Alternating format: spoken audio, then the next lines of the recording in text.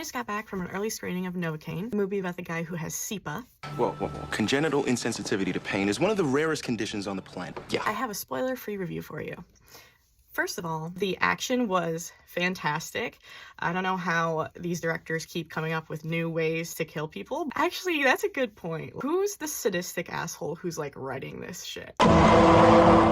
Yes, the kills were very interesting and unusual and new. Having SEPA aspect of it makes everything a little bit unique in the way that they handle it. I also really liked how every character had a narrative purpose.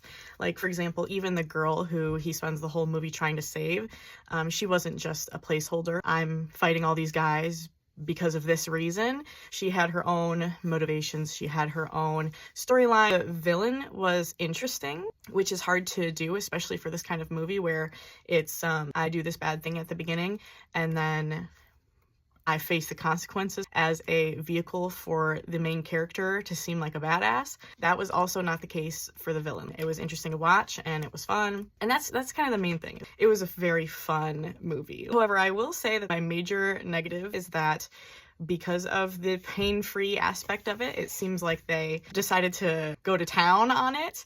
Like, this guy doesn't feel pain, so it's totally fine if we like give you a close-up of his bone. It was a little bit much for the gore, so be aware of that.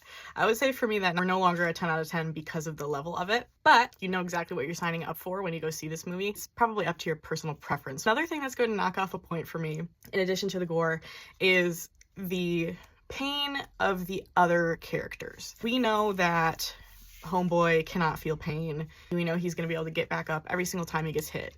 But it seemed like the other characters had that too, to the point where it was kind of distracting. If I'm fighting this guy that doesn't feel pain and I realize that, like, instantaneously I'm done fighting. But these guys are not done fighting after being shot 3 times. I understand that they needed to extend these fight scenes, but they could have done that in tandem with having less gore. Like, if the fights were less gory, less deadly, then I could realistically believe they would last a long time. But it's the first 10 seconds of this fight, we're receiving a hit that gives you the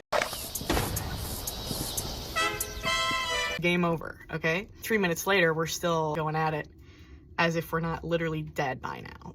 So overall, do I think you should see this movie? Yes. It was extremely fun. It had a new direction for, you know, the same type of story that we've seen 100 times. If you like action movies, there's going to be very few things that anybody can nitpick about it. So 8 out of 10, I would say, and definitely worth seeing if you like this kind of movie.